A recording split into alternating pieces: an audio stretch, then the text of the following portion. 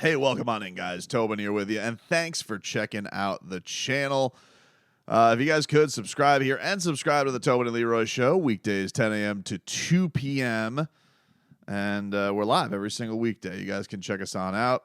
We guys got some stuff going on here. I think I'm going to be doing a live on Wednesday night, so you guys might want to be tuned into that. If you guys want to get on the chat, questions, comments, we talk it all. We'll do that coming up on Wednesday night. And, get your stuff ready. Whatever you want to do, we'll stream, we'll talk about it, we'll have some fun, baby. So, a couple of Heat things, kind of a smorgasbord of media stuff that's going on with the Miami Heat. I was just reading in the Miami Herald, Barry Jackson. I love when Barry Jackson does this. Barry Jackson, nobody speaks to anonymous scouts more than Barry Jackson. Dude is a savant when it comes to that. And he was speaking to Barry and said, in Barry's words, he believes the Heat nailed their 2024 draft. The scout, he said, quote, "They got a steal with Kel'el Ware. Everyone questioned his motor at Oregon. Nobody questioned the talent, and people are going to be disappointed they didn't take him before Miami did." And I agree wholeheartedly.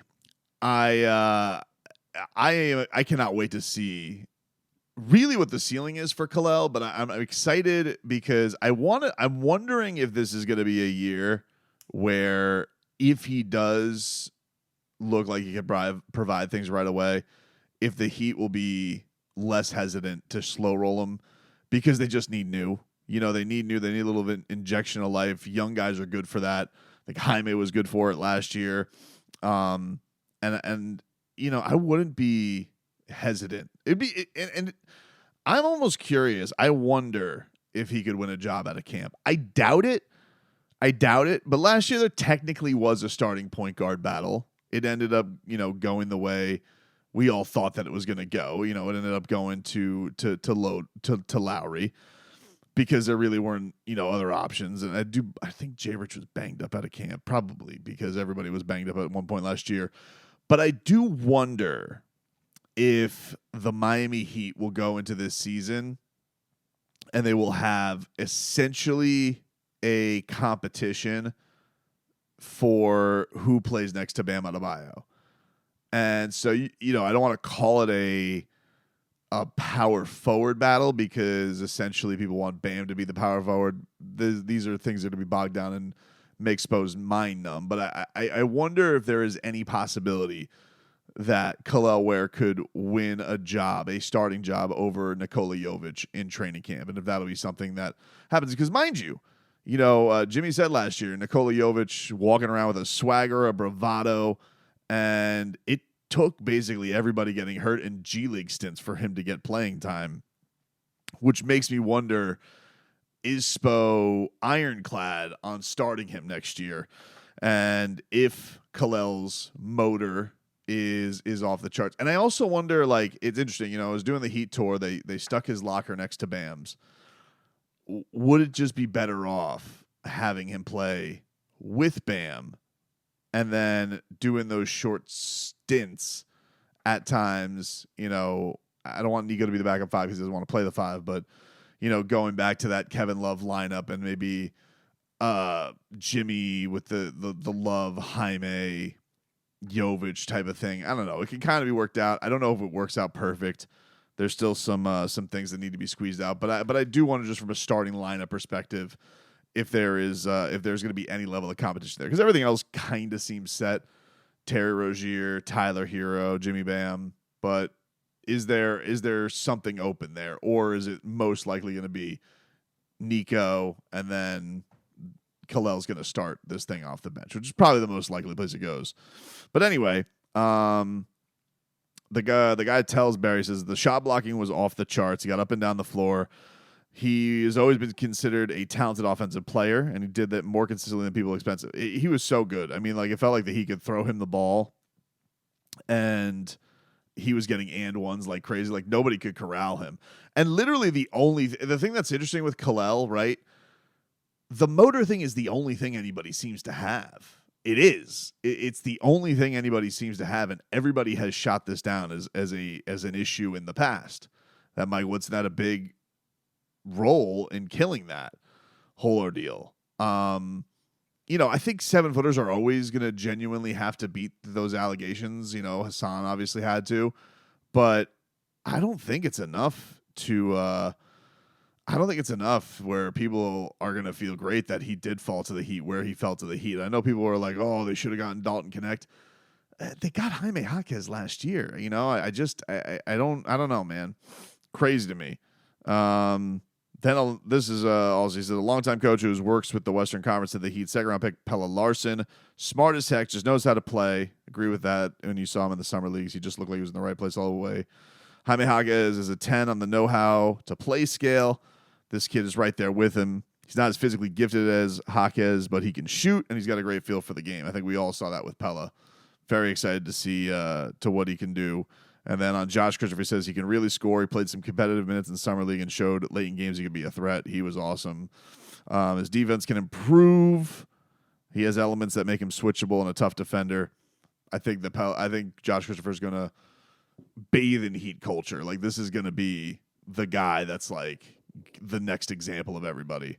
So, yeah, very interesting stuff that Barry was able to get on the Miami Heat. You guys can read the rest of it in the Miami Herald, but I want to get to this because NBA, ESPN did a couple of NBA preview articles, and they talked about season awards. And I looked at Rookie of the Year, and nobody picked Kel'el Ware. Nobody. He was not picked in the top 6. They the majority went to Reed Shepherd, then Zach Edey, Donovan Clingan of Portland, Stephen Castle of San Antonio. And I only say that to Donovan, like, dude, you're on Portland. Like, that has nothing to do with you. I mean, you're just stuck with Joe Cronin. I don't know what to tell you, dude. Rob Dillingham, Alex Sarr, and Rishishe from the number 1 overall pick, tied for 6th. Jesus. But no votes for Kel'el Ware on that. So, noted. They got 2 big men in front of them. We'll see. I do think Memphis is going to be, obviously, they will probably bounce back. And I don't know what Edey's going to contribute to that, but it will be interesting to see who is the best big man that comes out of this draft. And if because Kel'el's got talent, dude. That kid doesn't look like he's got a lot to his game that he can't have around. Defensive Player of the Year, Victor Wembanyama, overwhelming favorite on this thing. Rudy Gobert still. Let me just say this.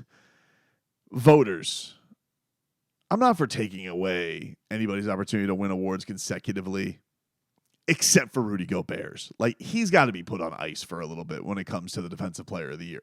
5 Defensive Player of the Year awards, we're going to go with him. Then Bam Adebayo.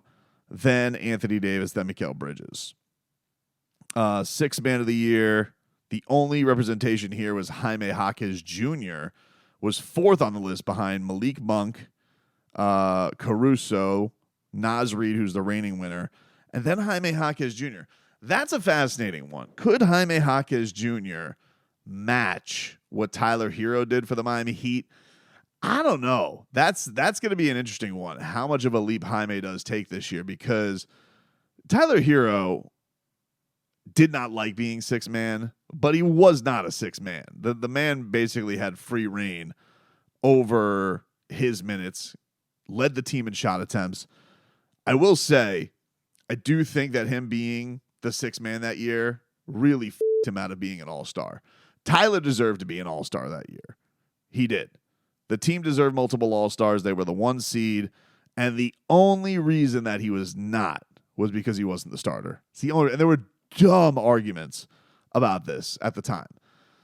So, could Jaime Jaquez provide that level of good for the Miami Heat?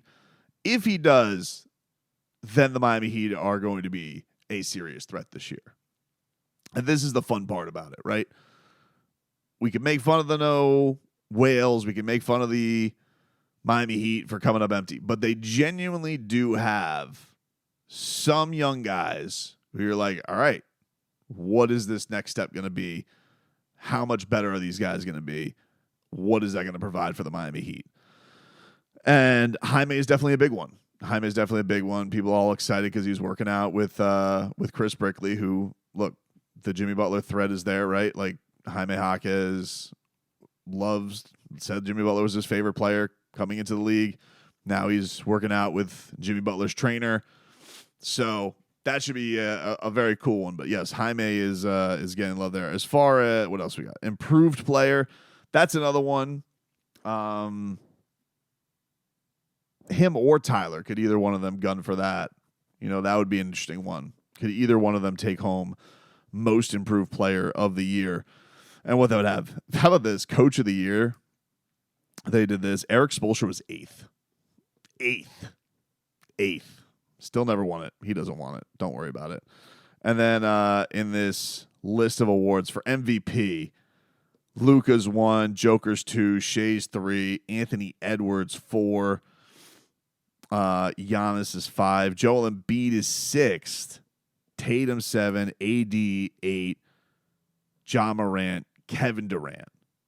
No Miami Heat players in the top 10 for could they win the MVP. They did not get any votes.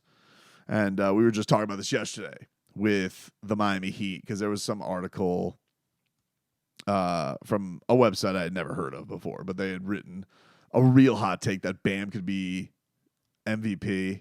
And even as a huge Heat fan, Bam would have to up his scoring in a major way for him to get considered. There's no, I'm just curious the climate of this team. Look, it is going to be interesting because, and we'll get to ESPN's other prediction piece because it involves the Miami Heat as well. What is the hierarchy of this team still going to be, right? Talked about this about a month ago, but remember when Pat Riley had said that Jimmy Butler is still the Heat's biggest needle mover. He said that at the end of the year. And the question really becomes, if Bam's going to be an MVP candidate, could Bam become the Heat's biggest needle mover? All right.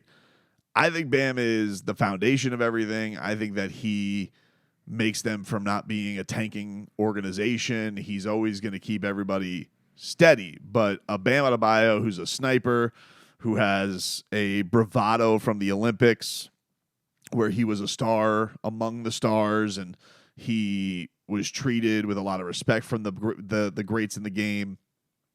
Does he, as captain, and a guy who was and a guy who was a lot more vocal, had a comfortability with being vocal with these types of guys. They were saying like he was, telling LeBron where not to screw up. He was vocal in huddles, even in big moments in medal games. And I just thought that was so interesting because I'm like, man, he really, really worked on that. Like that vocal level. He was not comfortable with that. And is there with Jimmy in a contract year, is there a passing of the torch? Like, game on the line, it's still going to Jimmy. Like, it's going to Jimmy or it's going to Tyler. Is it going to go to Bam? Are there going to be times? Because Bam had said at the end of the year press conference, he wants more of those Detroit moments. Will there be, when it's drawn up, will he get those chances? Be interesting to watch. But the last part of this was another article they did, which was biggest turnarounds, turbulent teams, and biggest questions. And they did which team's going to make the biggest leap. The Heat got 1 vote. They were tied for 11th, but they're there with the Nets, the Hornets, and the Trailblazers. So that's not a category I think you really want to be in. Which team will tumble this season? It says, and the Heat, they were tied for 7th. Or they were 7th on this. I'm sorry. Denver and Milwaukee were tied for 5th. The Heat got 10 points. The Lakers had the most votes, 43% of the first place votes. Then the Clippers, then the Hawks, then the Bulls, Nuggets, Bucks, then the Heat, and then the Warriors, Suns.